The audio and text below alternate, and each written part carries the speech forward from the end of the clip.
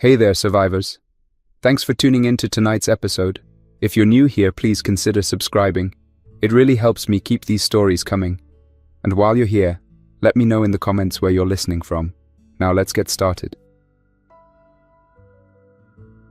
I didn't realize the world was ending when I pulled into the station lot just before 6.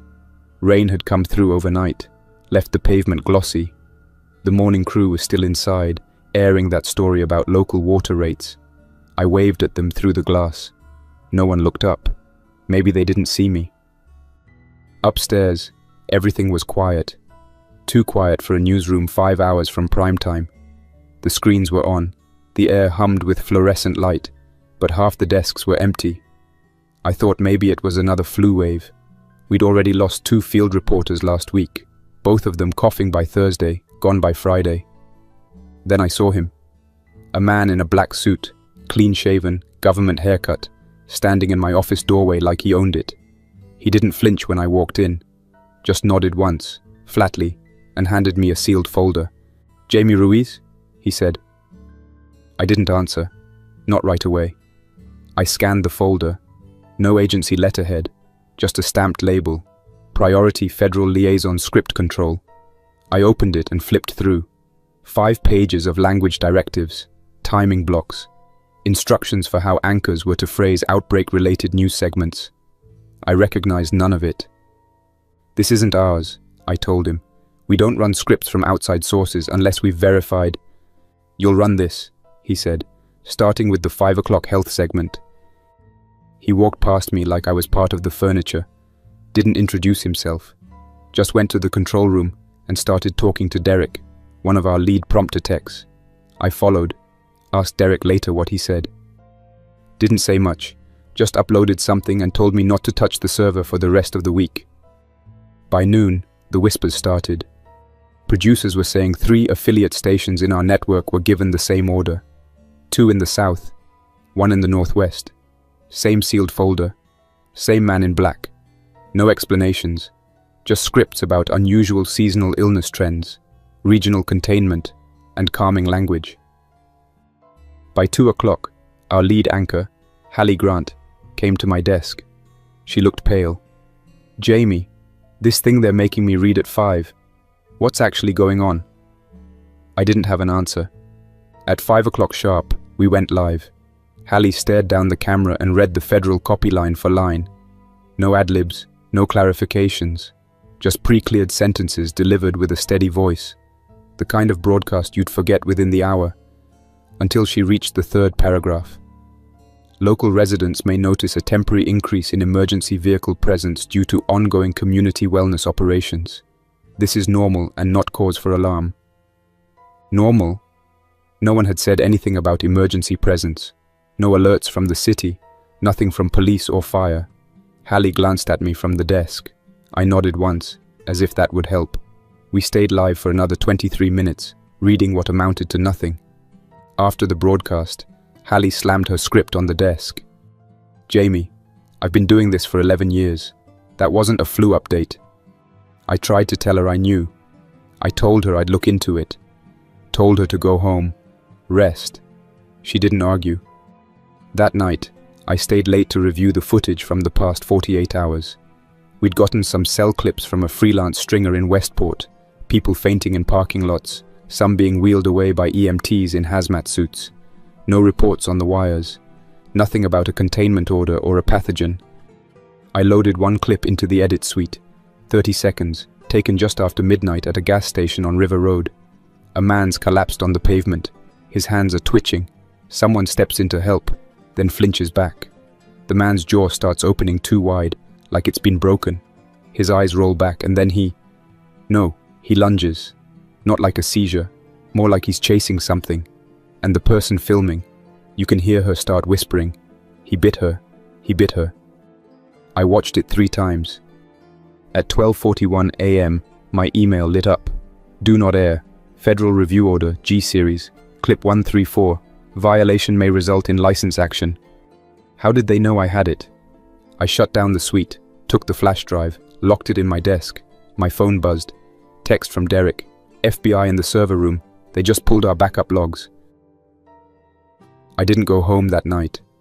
Not because I was working. I just couldn't. Not after what I'd seen. By morning, the man in black was gone, but a replacement had already arrived. We didn't get to choose our scripts anymore. We were now under something called NCEC Level 3 Broadcast Oversight.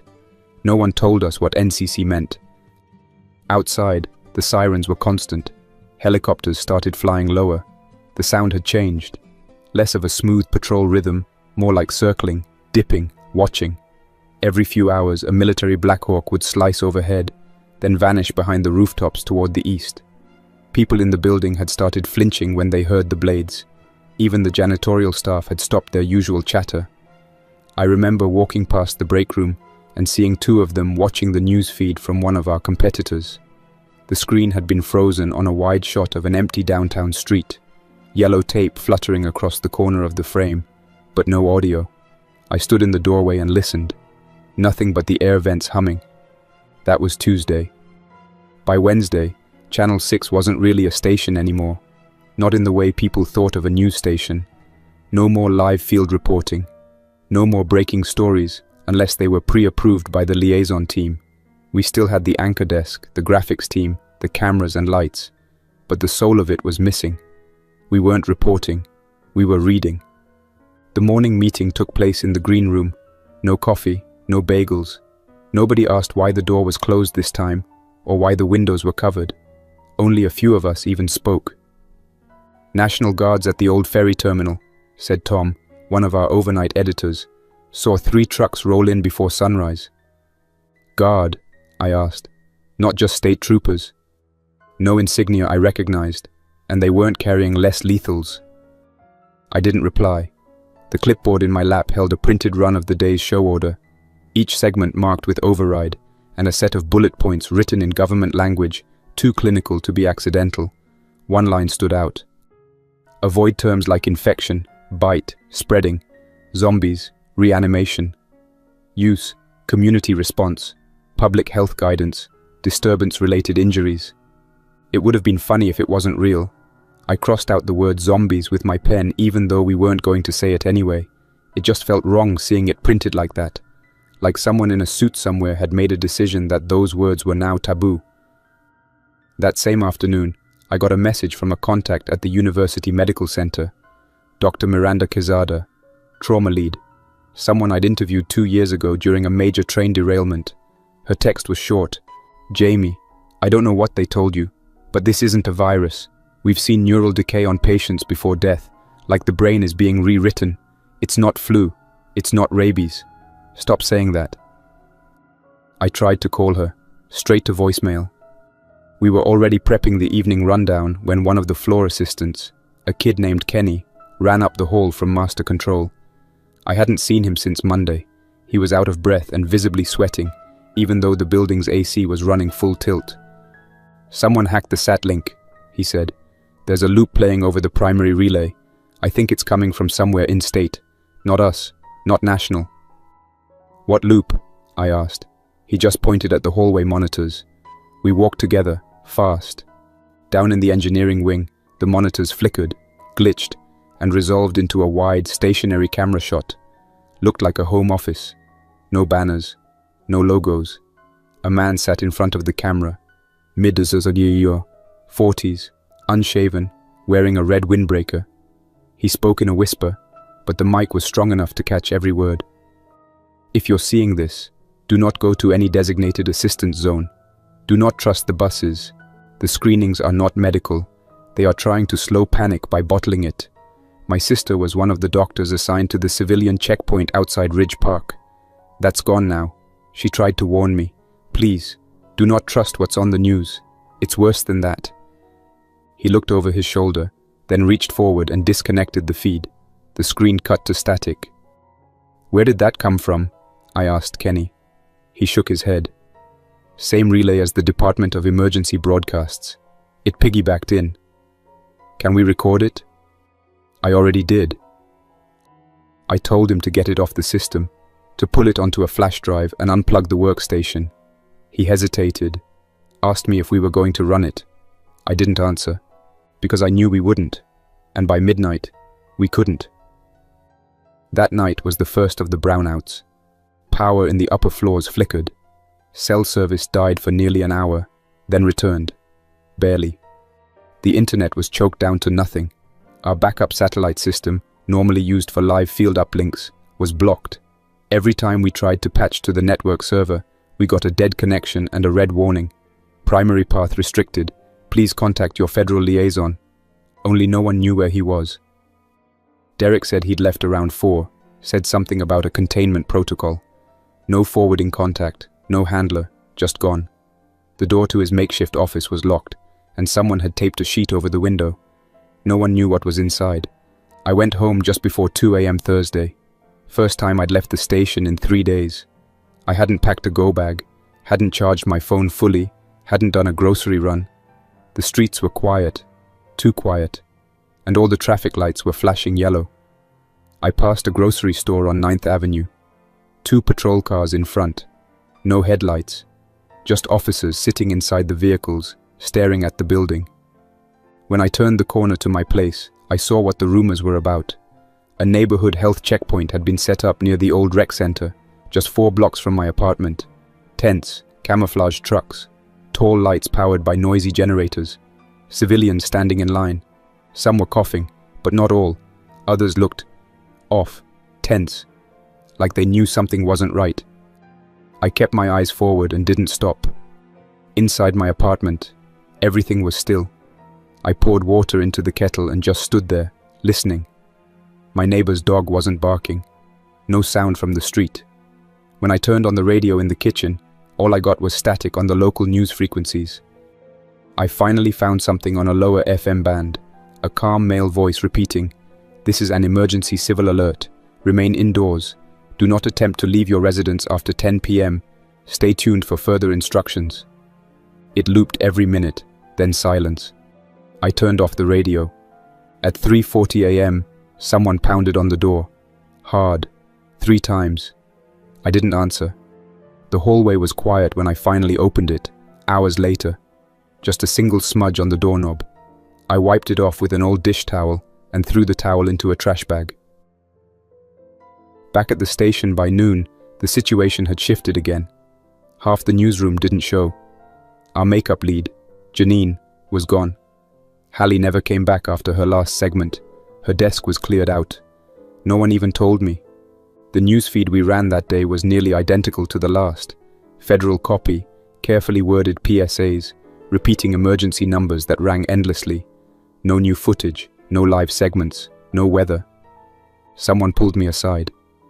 Alan, from IT, said he'd heard on the ham relay that an outbreak occurred inside one of the FEMA camps set up near the interstate loop. People locked inside, National Guard called in, but none of it was in the official briefings. That night, the lights in the West Wing failed completely. We operated by flashlight. 2 editors left before sundown, said they needed to check on family. Never returned. When I walked into the studio to prep the last broadcast of the day, the floor manager asked me, "Are we the only ones still pretending this matters?" I didn't answer. I walked to the desk, checked the mic levels, nodded at the teleprompter tech. The cameras went live, and the anchor began to read. "This is a special update from the National Crisis Emergency Council. Remain in your homes. Do not attempt to relocate unless advised by a certified government agent. Emergency assistance will be provided." Her voice cracked on the word provided. We went to black. Then the signal cut. Dead.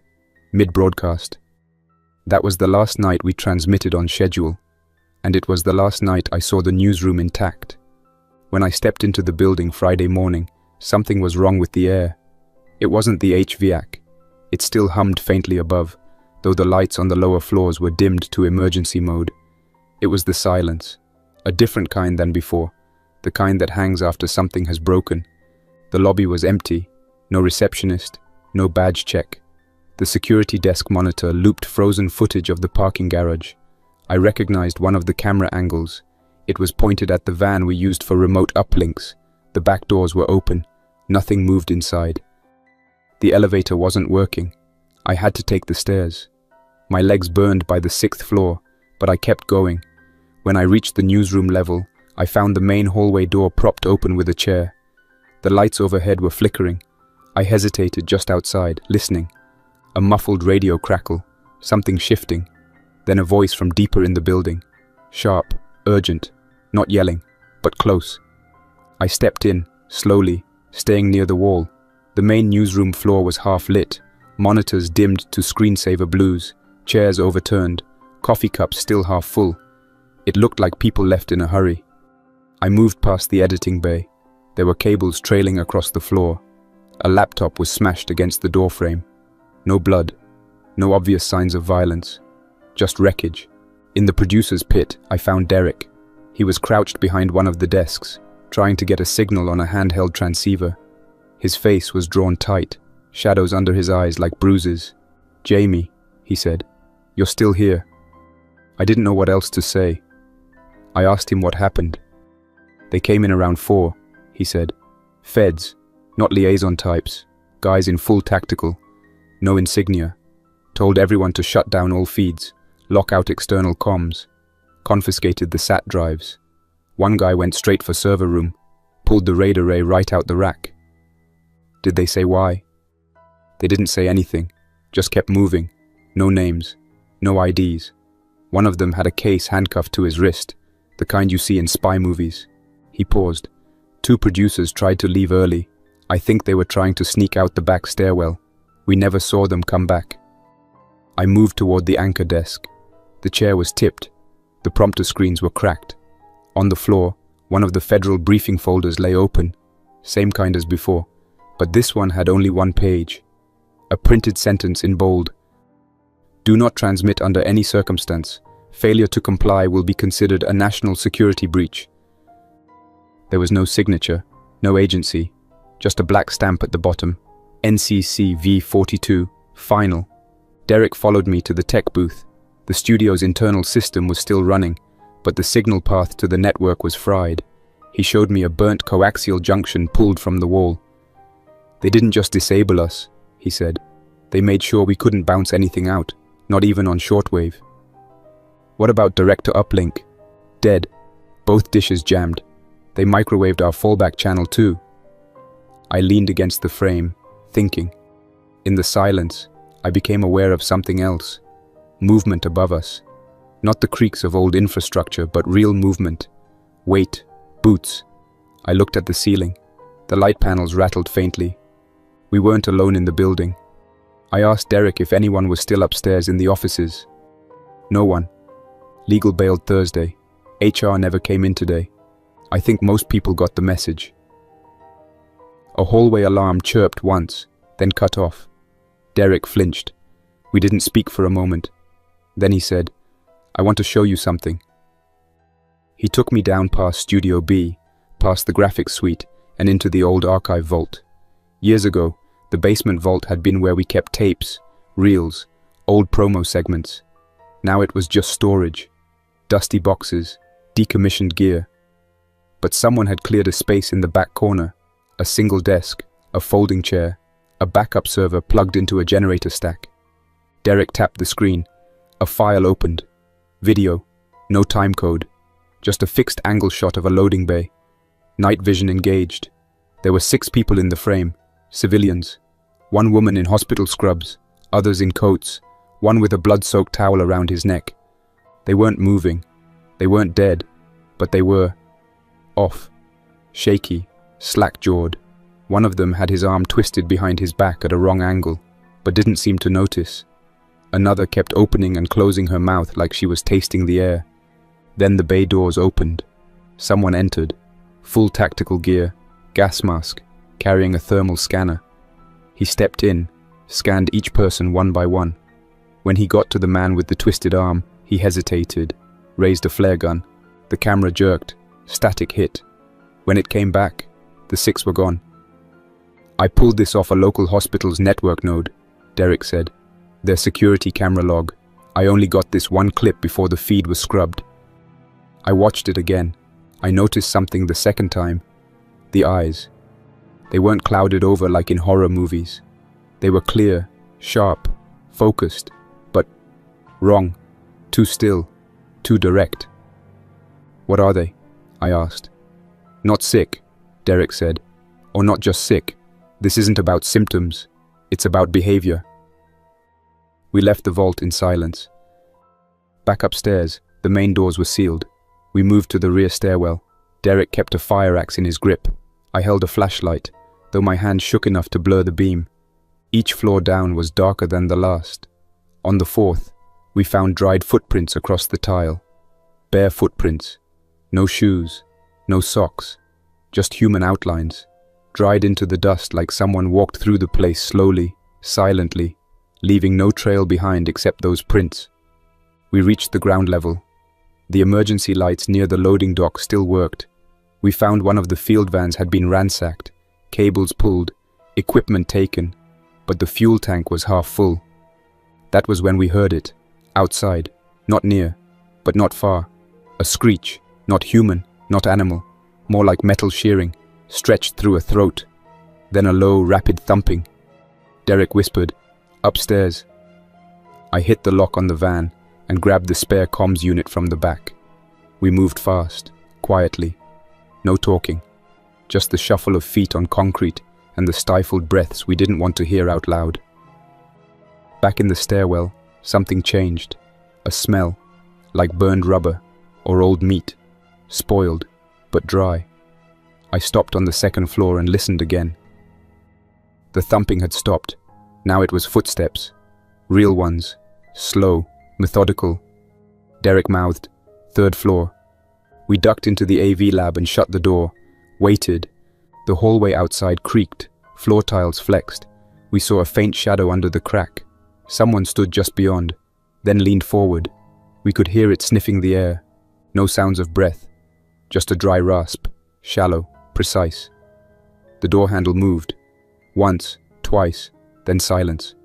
We waited 20 minutes before moving again. We didn't leave the building that night. We sealed the archive room and slept in shifts. Derek had a taser. I had nothing but a broken mic stand sharpened to a point. The next morning, the sky outside the loading bay was orange with smoke. Somewhere in the city, fires were burning unchecked. The roads were empty. No civilian traffic, no official presence. Just husks of cars on the shoulder, some with doors open, others shut and abandoned. Derek and I stood there for a while, watching, listening.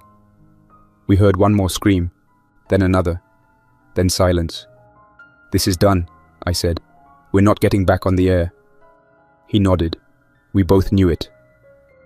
We loaded what we could into the van. Cameras, batteries, cables, whatever backup power cells hadn't been yanked during the shutdown. I swept the break room vending machines, knocking loose the metal grate on the bottom row just to get to the last few stale granola bars and packs of instant noodles. I even grabbed a half-used roll of duct tape and an expired first aid kit from under the microwave, just in case. Derek, more methodical than me, was already outside, wedging gear cases under blankets and strapping down boxes with what looked like torn extension cords. He'd managed to strip the emergency band receiver out of one of the dead field kits and was wiring it into the dashboard like an old-school cop radio. I had no idea if it would even pick up anything anymore, but it felt like something, like trying. The most important things went into my own duffel, labeled tapes, black drives marked with grease pencil, and 2 USB sticks wrapped in foil and stuffed in the lining of my jacket. These weren't the stories we'd been told to tell. These were the truth. Raw, unstable, sometimes uncut, but real. The footage that got flagged, pulled, locked down. Snapshots of the collapse from angles no one had intended the public to see. If no one would let us broadcast the truth, I'd carry it myself. I still hadn't seen one in person, but I felt them. Their presence hung in the air like ozone before a lightning strike. It lived in the broken symmetry of things that should have been whole. A wheelchair tipped in an empty corridor, a blinking call button no one had pressed, a vending cup spinning endlessly in a jammed dispenser. It was in the flicker of an emergency light overhead with no tech left to fix it, in the thick silence of a hallway that should echo with life, in the way even the birds had stopped singing, as if instinct had warned them long before we knew to be afraid. By midday, we rolled out from the underground loading bay. The big metal gate groaned as it lifted, screeching against wind and rust. It hung there halfway for a moment, and I thought, if this fails now, If it crashes down, we're just going to be two bodies in a news station no one will ever come back to. But it didn't. It lifted high enough. And Derek, hands tight on the wheel, gunned the engine. The van jolted forward, heavy with gear and dread. Outside, the city had changed again. The light wasn't right. It wasn't just dim. It was wrong. A thick, yellowish haze had settled over everything, giving the skyline the look of an old photograph left too close to heat. The streets, once blinding with motion and noise, were now soft and still. Not dead exactly, just disconnected. The hum of a world in standby mode, waiting for a signal that would never come. Papers drifted across the intersection, flyers, receipts, plastic wrappers, all moving in slow spirals like nervous birds avoiding predators.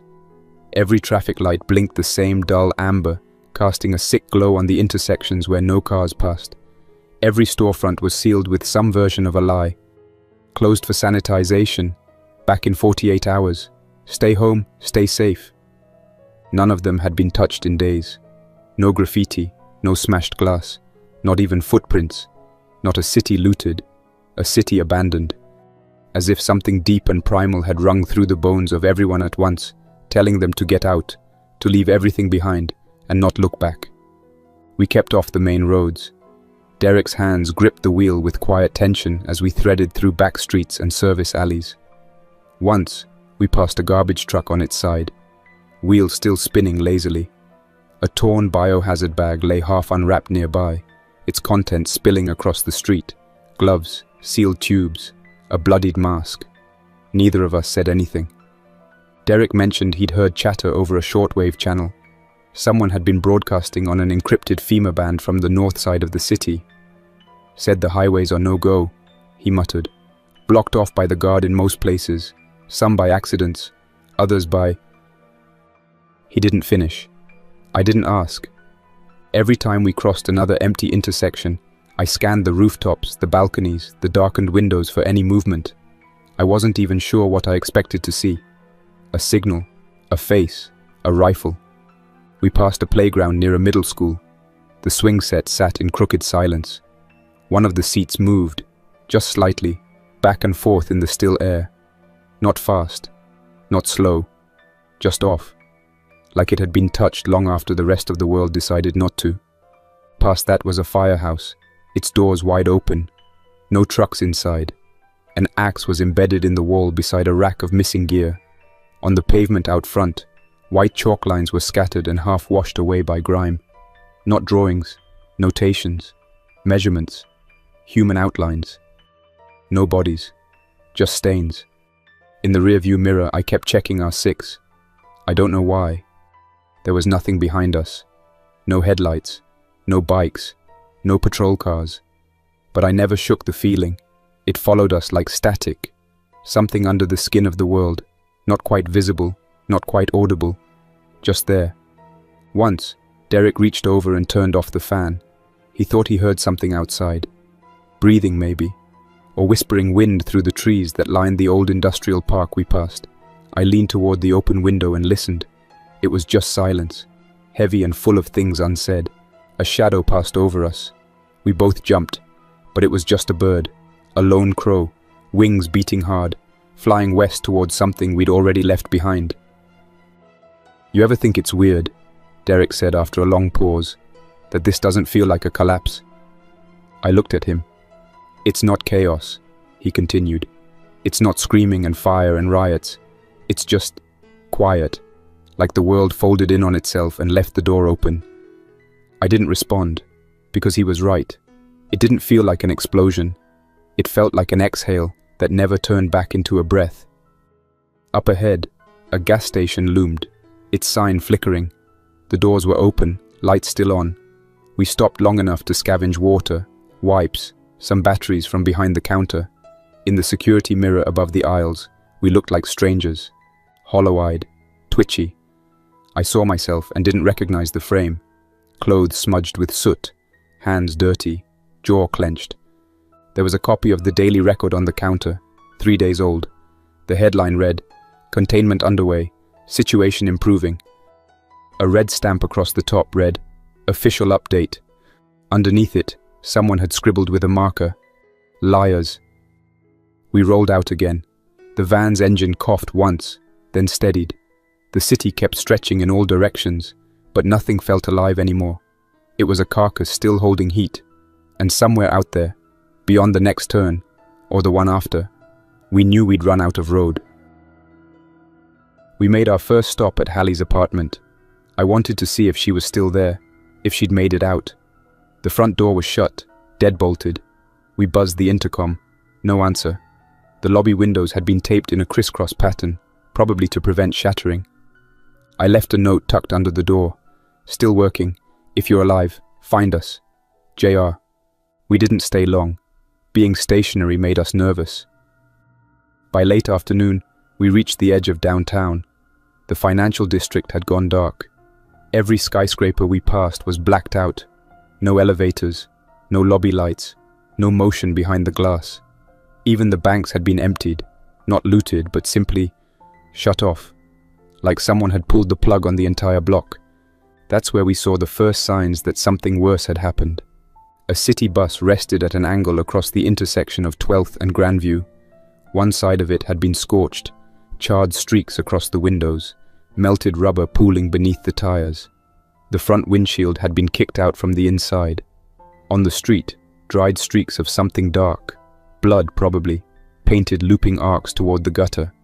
Nearby, the remains of a barricade lay scattered, riot shields, tear gas canisters, and a collapsed sign that read, "Stop, medical screening ahead." No bodies, but no signs of life either. Derek slowed the van. We both stared at the bus. "There were people on there," I said quietly. He nodded. They tried to turn it around. Neither of us spoke after that, not until we reached the substation. Our backup location had always been a small repeater site about 15 miles east, tucked behind a storage yard and a regional power junction. We'd used it once during a blackout 3 years ago when the city lost grid for 72 hours. It was primitive, but it had what we needed: shortwave gear, a backup generator, a modest transmission antenna, and enough redundancy in its systems to run basic output. If we were going to get anything out, audio, video, even raw files, it had to be from there. The chain-link gate was open when we arrived. No sign of forced entry, but the padlock had been cleanly cut. Inside, the outer door was ajar. I grabbed the mic stand, still sharpened at the tip, and led the way. The main room was untouched. Dust still clung to the monitors. The air inside was stale, but not foul. Someone had unplugged the main console, and a half-finished thermos of coffee sat beside it, long since cold. Whoever had been here last left in a hurry, but not under duress. Maybe they got called away. Maybe they thought they'd be back. We powered the system manually, using the inverter Derek kept in the van. Lights came up, dim and flickery, but functional. I checked the outbound panel. No obvious sabotage. The transmitter's indicator blinked amber. Still capable of signal. That gave me an idea.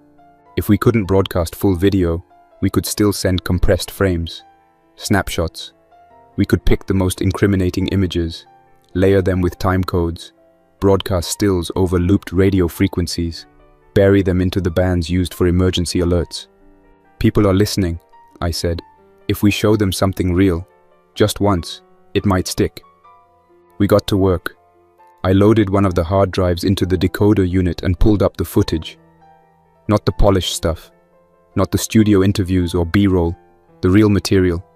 The clips that got rejected, flagged, seized. The first was from a traffic cam, 5 people walking along an overpass. The lead one starts limping, then stops entirely. He turns and faces the others. His shoulders twitch, then he pounces. No build-up, no warning. He grabs a woman beside him by the neck and drives her over the guardrail. Another showed a hospital corridor, medical staff barricading a room with gurneys. Inside, shapes moved behind a door. Someone screamed. Then the door burst open. The third was the gas station footage I'd seen earlier. The man on the ground, the wide jaw, the bite. I scrubbed through hours of this, clip after clip. None of it had ever aired. I assembled a reel, silent, brutal, undeniable, and began splicing it into a timed sequence. Every 30 seconds, a new clip, intercut with simple text. This was real. You were never shown. You are not safe. We tried uploading through the repeater's data line. Blocked. Then through the backup. Scrambled, but it pushed out 7% before halting. I leaned back in the chair. It's something, I said. Derek exhaled through his teeth. It's not enough. That night we camped inside the substation, huddled near the generator rack. We didn't risk lights, just kept the door barred and rotated watch. In the early hours, I saw a figure move across the gravel yard. Too far to see clearly.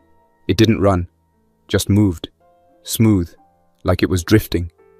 Then another. We stayed inside. The next day we picked up chatter on the open band.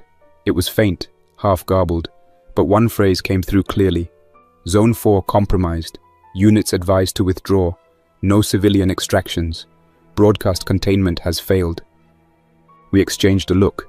Then we heard the scream. Closer this time. Human, but twisted. Like someone trying to hold back pain and failing. Then footsteps.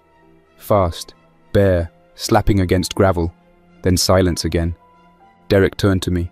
We need to go. I agreed, but before we left, I burned copies of everything onto a new drive. Marked it in red ink. Last Arable Truth, Ruiz. If we died, I wanted someone to find it.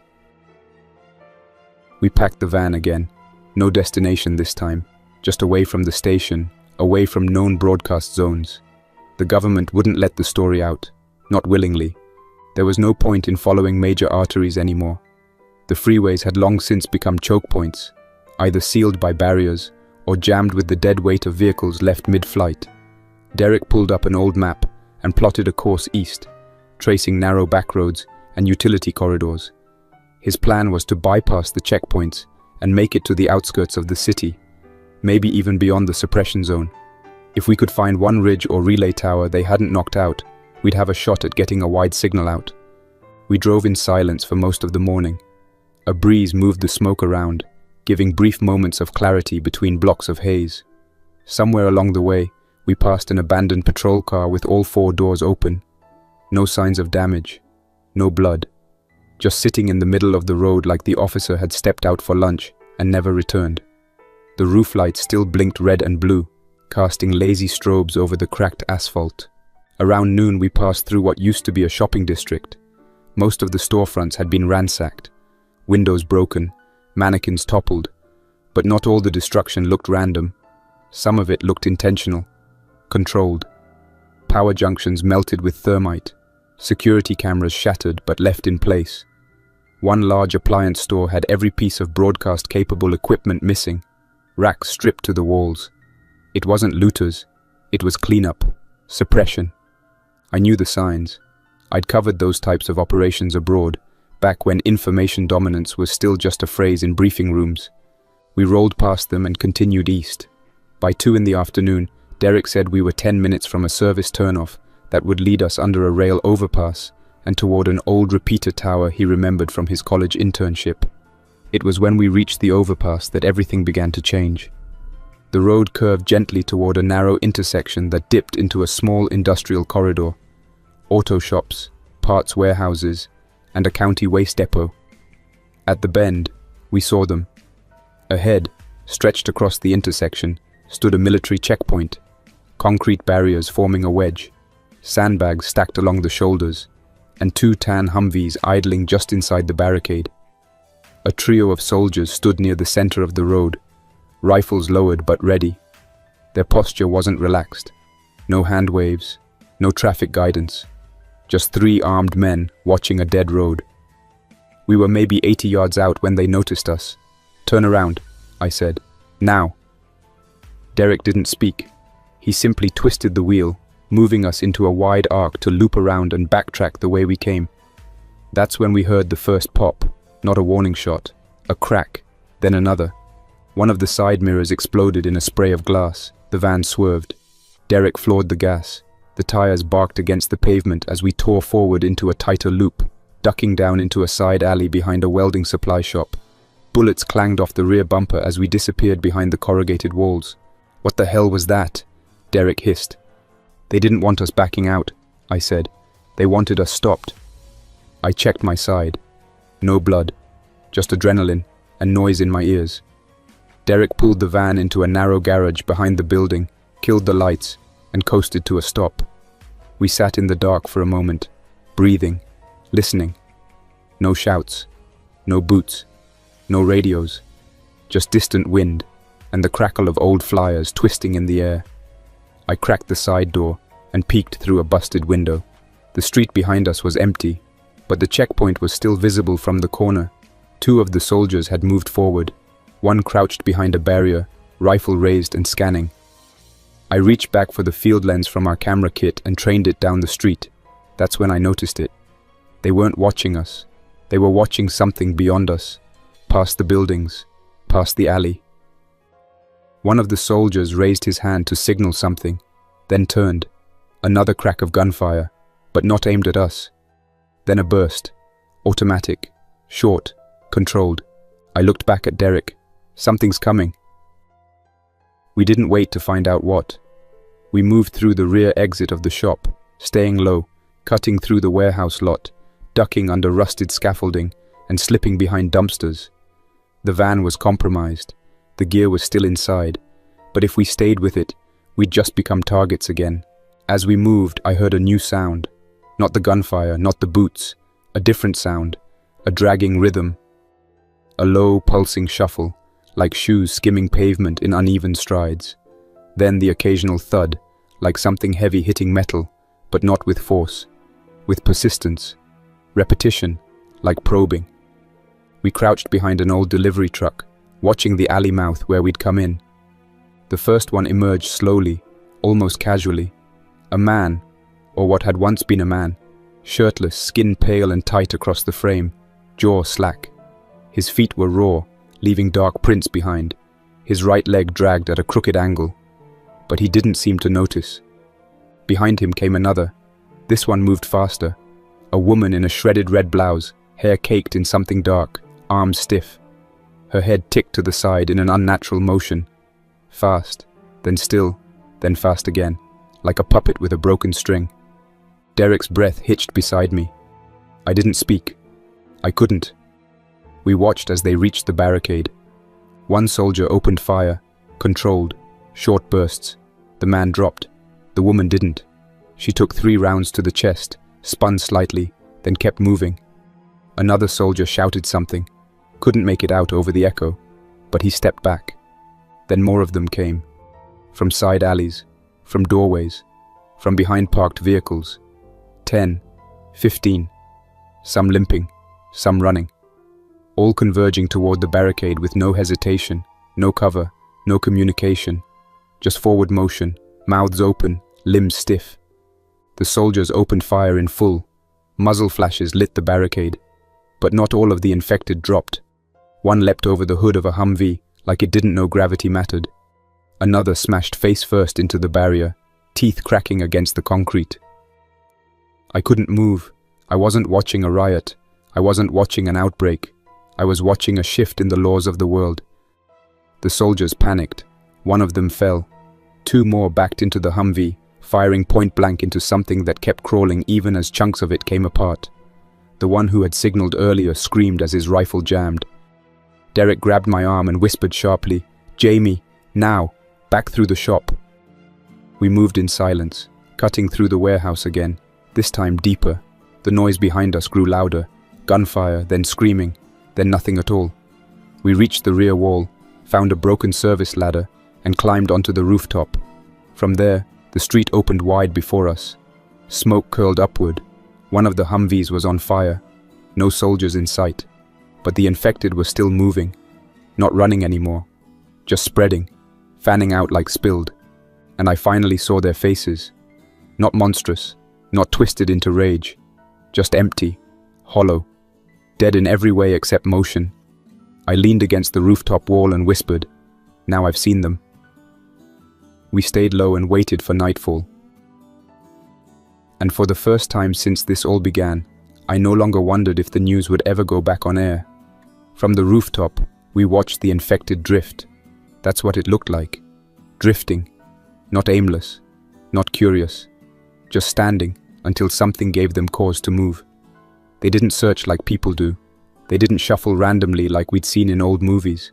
They simply waited, silent, still, heads tilting now and then, as if listening for something no human ear could pick up.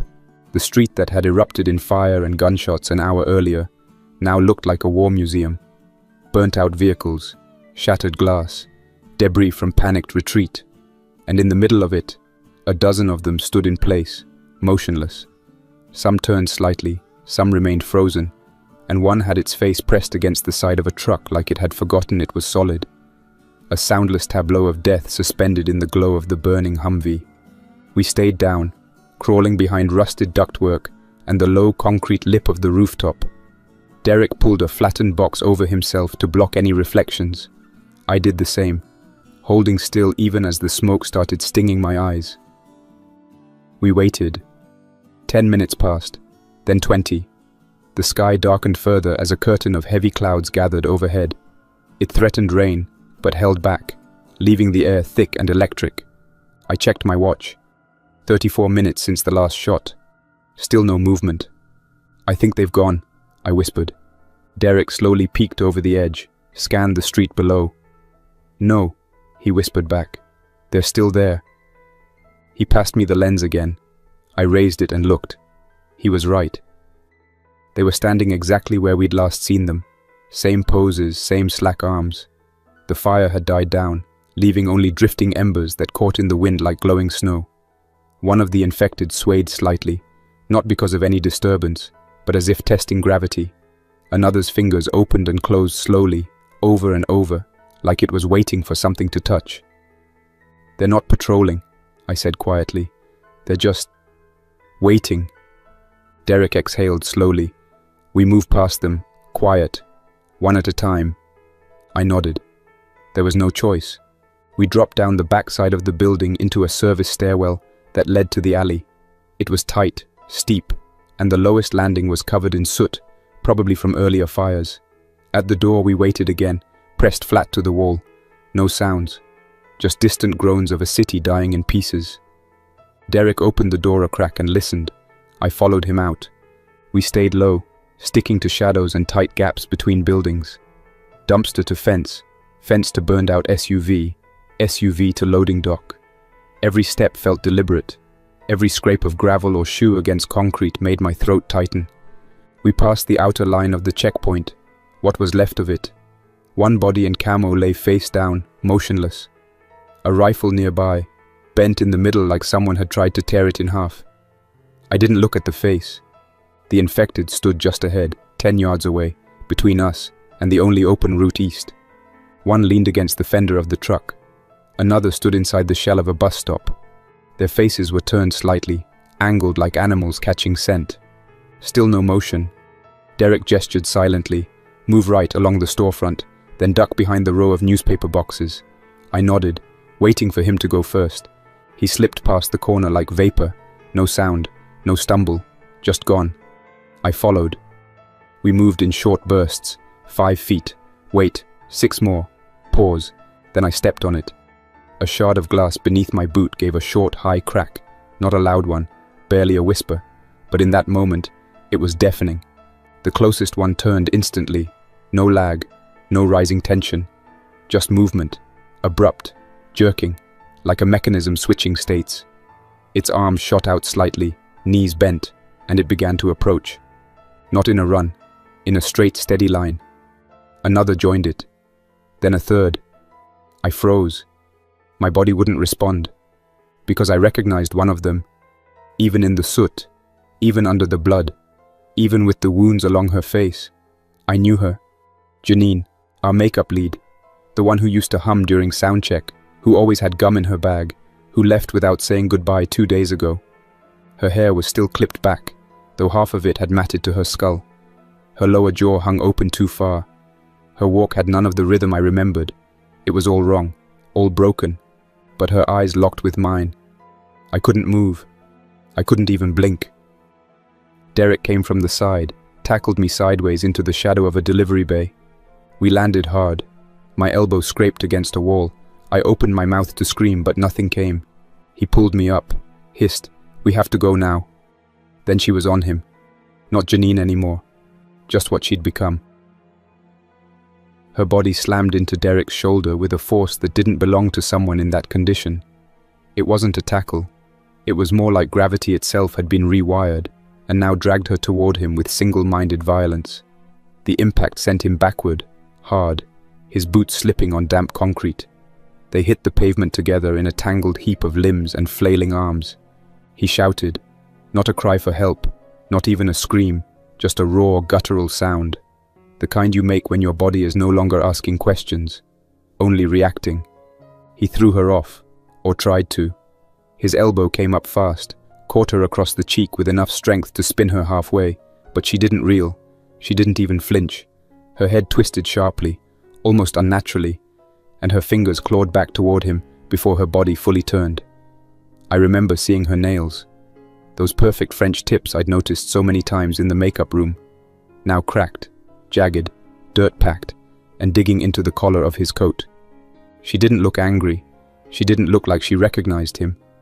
There was no rage in her expression, just blank determination, a thing doing what it was now built to do. Then her jaw widened, those ruined teeth bared, and she lunged downward. I saw her bite before I heard it, the angle of her neck, the way her hands locked him down by the shoulders. It was practiced, or programmed. Her teeth sank into the curve of his neck just above the collarbone. No hesitation, just pressure, tearing, then stillness. Derek screamed once, short, sharp, and his legs kicked instinctively, his heels scraping against broken asphalt. He shoved at her with both arms, even as the blood began to soak his shirt. I lunged in, grabbed her by the shoulders, and tried to rip her away, but her weight was different now. Dense, like she wasn't resisting my force, but simply didn't acknowledge it. I dug my fingers into her shoulder blades and pulled with everything I had. Nothing. She clung to him like a magnet, or a parasite. Then Derek turned his face to me, and in that single glance, between the panic and the pain, I saw clarity, not fear, just urgency.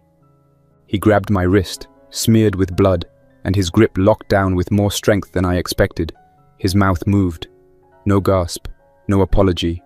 "Run," he said. Just that, clear and final. "Don't stay. Go." I didn't want to. Every part of me screamed against it. We'd made it this far together, slept in shifts, shared food, shared silence. He was the last thread connecting me to the version of myself that used to belong in a newsroom, in a world where facts meant something, and people were still people. But something deeper took over, something older than loyalty or fear. Not instinct exactly, but the understanding that if I didn't move now, I'd never get the chance again. My body turned before my mind did. I remember the sensation, not like a decision, but like falling into a current. My legs kicked into motion, and the alley pulled away behind me. My boots hit pavement, cracked and damp with runoff. My arms pumped without coordination. I could hear my own breath but not feel it, like I was underwater. The world narrowed to a series of obstacles, piles of debris, a rusted-out shopping cart, the bent skeleton of a bicycle. I vaulted a low barrier, stumbled on the landing, caught myself, and kept moving. Behind me, I didn't hear a second scream, and that was worse. I crossed through an open gate into a loading dock and ducked through the warped metal frame of a door. Inside, shadows swallowed everything. I kept going, half blind, half delirious, into the back hall of a building that hadn't felt human in weeks, maybe months. A narrow corridor opened up before me. The walls were tagged with faded graffiti. The air was thick, sour, stale. Somewhere behind a door, something dripped steadily onto concrete. I collapsed against a stack of old wooden pallets and slid to the ground. And finally, I stopped. I didn't sob. I didn't scream. I didn't even curse the world. I just sat there, arms limp, breath catching in my throat, vision blurred from the adrenaline burning itself out. My hands were shaking so badly I couldn't form fists. My back pressed against the wall, cold and damp, and my jaw hung open, useless. The only thing I could hear, over and over again, was the echo of that final moment. Not the scream, not the blood. His voice. Run. He had known, not just that it was over for him. He knew what I needed to do before I even did, and that somehow made it worse. I stared at the wall for what must have been hours. Light shifted across the broken panes high above. The world didn't end in a roar. It didn't stop moving for grief. Somewhere, far off, a car alarm warbled weakly, then stopped, then nothing. I don't know how long I sat there. The light filtering through the high windows shifted from charcoal grey to dull steel, never quite brightening into a full day. Morning came as a change in tone, not a return of the sun. The city still groaned under the weight of smoke and silence. I remember pressing my palms flat against the concrete floor, just to feel something real. My limbs ached from stillness, but I couldn't convince them to move. Eventually I stood, not because I felt ready, because I couldn't stay in that place with what had happened. The rain had passed. It left the pavement wet and mottled with silt. Outside, I moved with caution. Not stealth, not panic, just deliberate quiet. The infected weren't visible, but I'd learned the hard way they didn't need to be. They waited like coiled wire, triggered by sound, motion, maybe even scent. You didn't see them coming. You just made one wrong move, and then they were there. I took side streets. Between two collapsed sheds, I found an old aluminum bike frame with warped wheels. Useless for speed, but it made a decent carrying rack. I lashed the gear bag to it and wheeled it beside me like a makeshift cart. My back hurt from the weight of the drives, but I wouldn't leave them behind. A few blocks northeast, I crossed the tracks behind a shipping yard and came to a long, overgrown path that led through a concrete drainage corridor. That part of the city had once been a light industrial zone, but most of the buildings were vacant even before everything collapsed. According to Derek's notes, one of the relay towers was up that way, an old radio test site used by the fire department in the early 2000s. Short range, obsolete. But it had two things that mattered: elevation and a direct line of sight east. I reached the base of the hill by mid-afternoon. Most of the climb was along a cracked maintenance trail swallowed by tree roots and half-collapsed fencing. My legs burned. The gear bag dragged at every step. I caught my breath behind a transformer box halfway up and scanned the tree line. Nothing moved. Not birds, not branches, not even the wind. At the top I found the tower. It wasn't much.